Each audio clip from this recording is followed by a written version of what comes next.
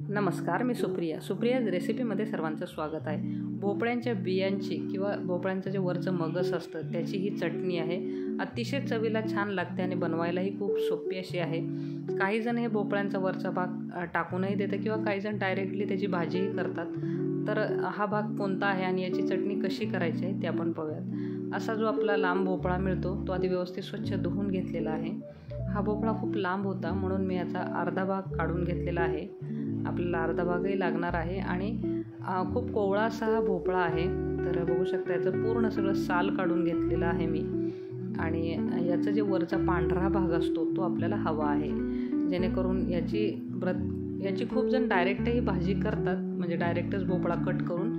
पण एकदा असं तुम्ही ही चटणी तयार करून बघा, नक्की आवडेल। तर हा जो वरचा बियांचा भाग असतो किंवा हा मगस असतो तो व्यवस्थित आपल्याला काढून घ्यायचा आहे आणि आपल्याला हे जे आहे याची भाजी करायची आहे। आणि बघू शकता अशाच पद्धतीने व्यवस्थित अशा पद्धतीने वरचा भाग मी असाच काढून घेणार आहे सुरीच्या साहाय्याने। तर आपल्याला पूर्ण भोपळ्याच्या बिया लागणार आहेत। हा भोपळा मोठा आहे, याची चटणी खूप कमी होते, त्यामुळे आपल्याला पूर्ण हा मगस लागणार आहे। तर अशा पद्धतीने हे बघू शकता असे 2 पार्ट केलेले आहेत मी। तर हा जो भाग आहे तो अतिशय महत्त्वाचा आहे आपल्याला चटणी करण्यासाठी। तर हा असा दिसतो, कोवळा आहे त्यामुळे बघू शकता।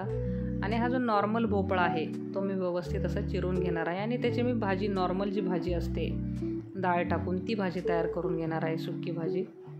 तर आज मी भाजी न दाखवता नुसतंच आपल्याला ही जी भोपळ्यांच्या बियांची चटणी आहे ती दाखवणार आहे। आता दुसरा हा अर्धा भाग आहे तो पण अशा पद्धतीने व्यवस्थित असं साल काढून घेणार आहे। आपल्याला हे मोठा भोपळा एवढा का लागणार आहे, कारण याचा जो आतला भाग आहे तो कमी प्रमाणात निघतो म्हणून।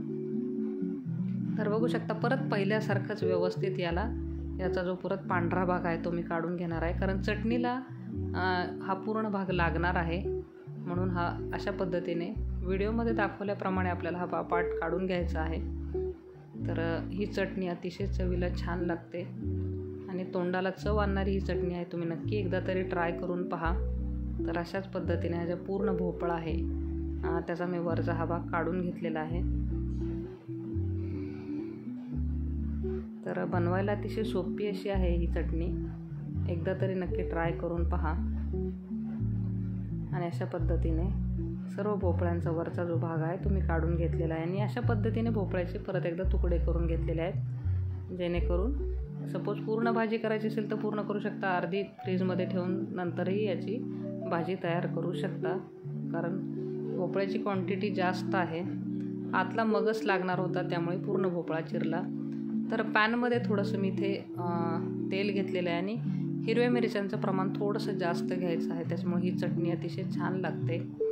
तर आपल्याला ज्या हिरव्या मिरच्या आहेत त्या व्यवस्थित अशा कमी तेलावर छान अशा परतून घ्यायच्या आहेत। तर बघू शकता झाकण ठेवून मी ह्याला छान परतून घेतलेलं आहे। तर हे आपले अगदी लाल होईपर्यंत छान परतून घ्यायचे आहेत, कच्चेपणा दूर व्हायला पाहिजे या मिरच्यांचा। तर बघू शकता व्यवस्थित अशा पद्धतीने ह्या मिरच्या झालेल्या आहेत। तर मिरच्या थोड्याशा साईडला केलेल्या आहेत आणि हे जे बघू शकता मगाशी भोपळ्यांच्या जे मगस काढलेलं आहे किंवा बियांचा पार्ट काढलेला आहे त्याचे परत एकदा मी छोटे छोटे पीस करून घेतलेले आहेत, छोटे तुकडे तयार केलेले आहेत। तर अशा पद्धतीने याचे एवढेच तुकडे बनलेले आहेत आणि हे शिजल्यानंतरही खूप कमी लागतात, त्यामुळे मी पूर्ण भोपळ्याचा वापर केला आहे। तर आता बघू शकता ह्या भोपळ्यांच्या बिया छान आपल्याला परतून घ्यायच्या आहेत। तर खूप मऊ असा भाग असतो त्यामुळे पटकन ह्या शिजल्या जातात आणि अगदी बघू शकता 5च मिनटात छान मोठ्याच गॅसवर मी याला परतून घेतलेला आहे। थोडा कढीपत्ता घातलेला आहे, 2-4 पाने, थोडी कोथिंबीर घेतलेली आहे, अजून इथे लसूण घेतलेला आहे 7-8 पाकळे आणि हे व्यवस्थित याच्यामध्ये आपल्याला ॲड करून घेतलेलं आहे आणि परतून घ्यायचं आहे याच्यासोबत आपल्याला।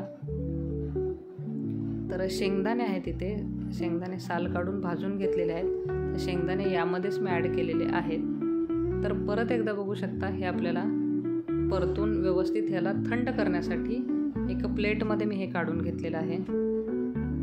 तर बघू शकता याला थंड झाल्यानंतरच मग मिक्सरवर फिरवून घ्यायचं आहे, गरम फिरवायचं नाही। तर अशा पद्धतीने बघू शकता हे पटकन असं 5च मिनटात थंड होईल। मग आपल्याला याला मिक्सरच्या भांड्यामध्ये काढता येईल. मिक्सरचं छोटं भांडं घेतलेलं आहे आणि हे जे पूर्ण मिश्रण आहे यामध्ये मिक्सरच्या भांड्यामध्ये मी ॲड करून घेणार आहे. आणि बघू शकता अशा पद्धतीने छोट्याच भांड्यात बसतं हे सगळं जिन्नस. आणि यामध्ये आपल्याला चवीनुसार मीठ ॲड करून घ्यायचं आहे. मिक्सरच्या भांड्यातच डायरेक्ट मीठ ॲड करून घ्यायचं आहे. थोडे जिरे घालून घेतलेले आहेत. जिरे पण व्यवस्थित असे मिक्स करून घ्यायचे आहेत आपल्याला. आणि हलकंसं आपल्याला मिक्सरवर पल्स मोडवर असं फिरवून घ्यायचं आहे, जास्त बारीक करायचं नाही. तर बघू शकता खूप पटकन होती ही चटणी. आणि मिक्सरच्या भांड्यामधून ही चटणी आहे ही मी व्यवस्थित अशी काढून घेतलेली आहे. तर बघू शकता एवढ्या भोपळ्यांच्या बियांपासून इतकी चटणी झालेली आहे. तेल कडकडीत तापून घेतलेले आहे. जिरे मोहरी ॲड करून घेतलेले आहे. थोडी कढीपत्त्याची पाने आणि जी मिरची आहे लाल मिरची ती मी ॲड करून घेतलेली आहे. आणि ते कोथिंबीर ॲड केलेली आहे. त्याचप्रमाणे हळद आणि थोडंसं लाल तिखट ॲड केलेलं आहे. अशा प्रकारे ही खमंग फोडणी आहे या चटणीवर आपल्याला घालून घ्यायची आहे. या चटणीची अधिक लज्जत वाढेल. थोडेसे तुम्हाला कमी तेलाचा वापर करायचा असेल तरी हरकत नाही. आणि ही चटणी फ्रीजमध्ये छान टिकते. तर त्यामुळे व्यवस्थित आपल्याला या चटणीमध्ये ही फोडणी मिक्स करून घ्यायची आहे. तर चवीला अतिशय छान अशी ही लागते. तर अशा पद्धतीने हे व्यवस्थित मिक्स करून घ्यायचं आहे आपल्याला ही जी फोडणी आहे ती. आणि अशा प्रकारे भाकरीसोबत, पोळीसोबत किंवा वरण भातासोबत ही चटणी तोंडी लावण्यासाठी खूप छान असा ऑप्शन आहे. नक्की ट्राय करून पहा. तर खूप चवीला छान लागते. खमंग अशी ही चटणी लागते. थोडं काहीतरी नक्की वेगळं हवंच असतं जेवणामध्ये.